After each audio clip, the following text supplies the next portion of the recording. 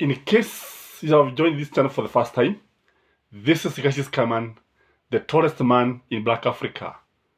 Kindly give us your views about what is happening in Kenya today. So what we do here is to analyze unreported news, is to analyze politics as they're happening in Kenya. So today was a day of the Supreme Court. And if what we observed is anything to go by, I think Raila Amolo Odinga has all the reason to smile. I think Raila Amolo Odinga's laugh will come last. Kwa sababu kile ambacho tunaona kwamba the petitioners were able to prosecute their case vizuri sana, na they were able to show exactly why they believe that Ruto did not win the elections. I think, as I said, two things are going to nullify these elections. Only two things, if you ask me. The first one is about the numbers, about the percentage, that is 50+1 votes. And this one was so well demonstrated in courts. If Ruto did not get 50%, he should forget the presidency. He should forget the presidency completely. The second thing is that the second issue that is going to determine whether this election will be nullified is the IEBC systems.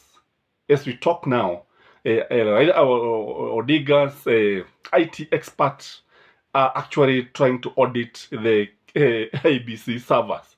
They have been given access, although in the morning hours, there was a lot of resistance from Wafula Chebukati. Wafula Chebukati alikuwa amekataa kabisa citing some legal issues, and it was very very interesting kwa sababu kile ambacho anaficha ni nini. Unajua, if somebody tells you kwamba kuku wake ako kwako, hauna budi kuachilia kuku wake ama mwagie. Kama unajua hayuko na the person insisting the chicken is in your house, tell the person please come, chukua kuku pale unamuona. Lakini tunaona kwamba unajua, the guilty are always afraid.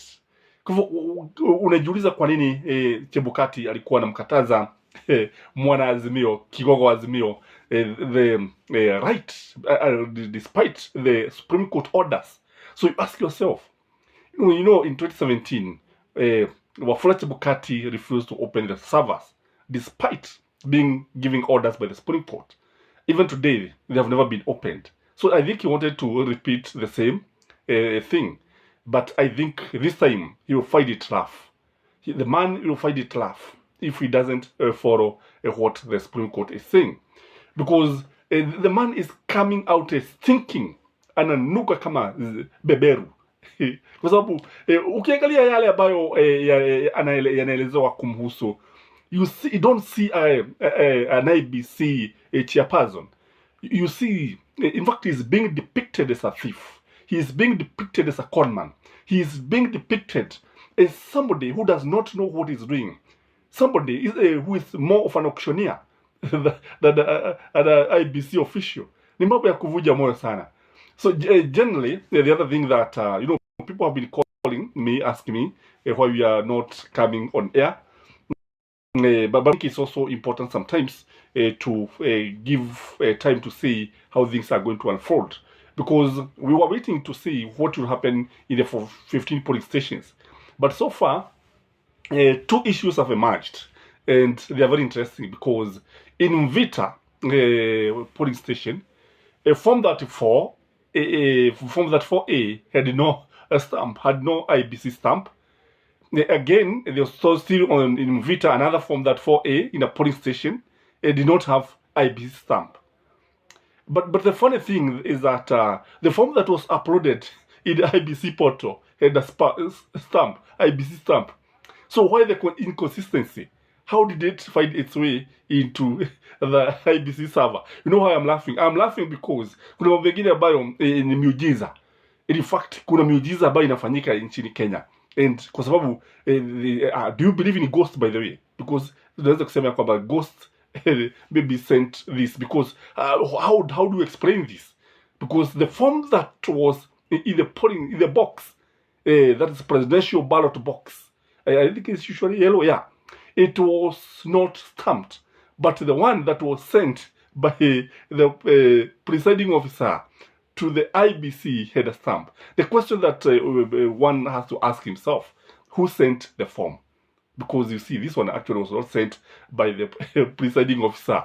Somebody else must have sent the form. The other thing is that in the same way, in Majego, I think in Mombasa, there were no forms that 4A in some ballot boxes. There were no forms that 4A, yet IBC had uploaded the same form. So unajiuliza zilienda wapi? Now, who took them? Who took the form? Where are they? And for what reason? And if they are not there, what was used to maybe take to send the photo of the same form to the IBC? Hayo ndio ambayo yametokea, and by now I think they have been able to just tally. They have just counted, I think, 9 boxes, and I understand they have 45 boxes.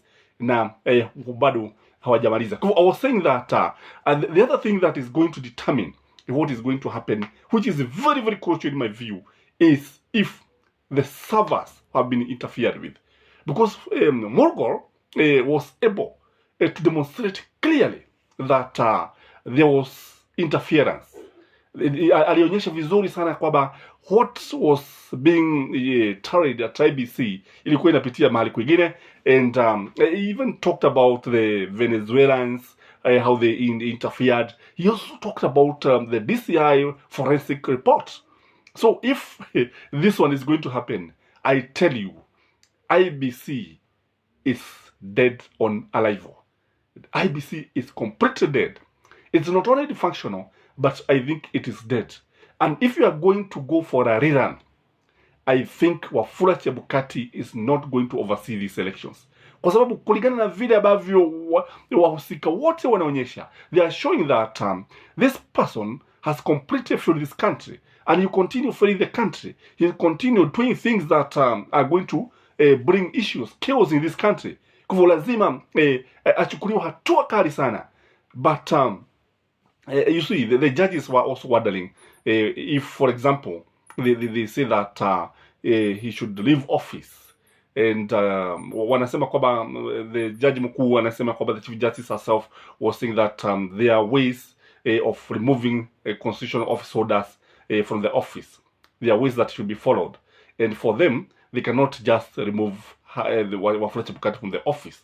So there is a legal issue there, and they cannot do something that is unconstitutional according to them, which I also agree with them. But now, who is going to conduct the elections? Because definitely it is not if this election will be nullified. The fact is, chances of nullification are extremely high.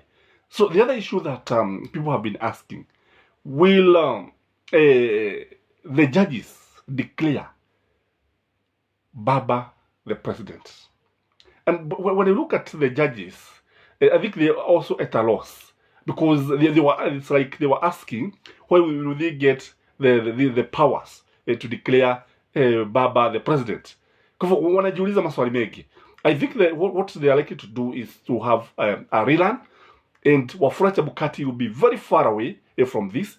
And I think Baba supporters, you have all the reason to prepare your IDs again. And watu wasichoki, kwa sababu ukichoka, unajua Waswahili wanasema ya kwamba atafutaye hachoki, na hata akichoka kesha pata.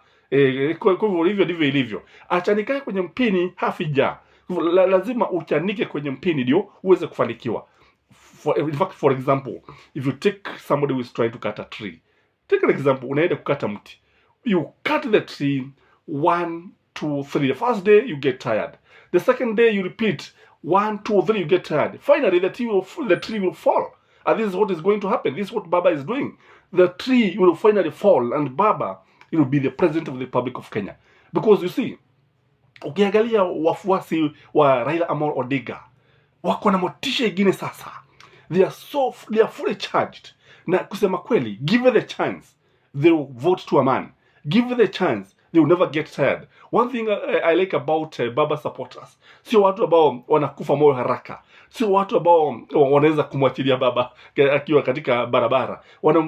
Wanakuwa naye, wanamfuata mpaka mwisho wa reli. And I think this time round, if we are going to have a rerun, Ruto should forget the presidency, because kile ambacho kipo ni kwamba unajua kwa mfano unapoangalia watu wa Mlima Kenya, watu wengi wa Mlima Kenya, I don't think they will come out like they did, because wengi wameshachoka. And for instance, I know that during the month of August, that is 9th August, we could see people traveling long distances to go and vote. Lakini if this is repeated, I don't think many people are going to come out, especially in Ruto's base supporters. Kwa hivyo, he has all the reason to get worried. Na watu wa Baba, kile ambacho kinaendelea ni kwamba unajua watu wanapiga simu wakiuliza baadhi ya mambo ambayo yatatokea. Kile tutafanya ni kwamba tutazidi kuwajulisha mambo ambayo yatazidi kutokea na maoni yetu. Remember, you are not supposed to analyze the merit and the demerit of the case until the ruling is done. But we shall continue analyzing. But now I think Baba has an edge. If you ask me, I would say he has an edge in this case, because when you look at the presentation of the various petitioners, utaona kwamba wamejaribu sana, the lawyers, the legal minds that are on Baba's side who are prosecuting this case, they are able to represent their case so well. And that is my take. So as I said from the beginning, if you are not subscribed to this channel, you can take a minute, like, comment, share. And for supporters who are supporting us in various ways, we are very, very, very humbled. And may you have a blessed evening. Bye-bye.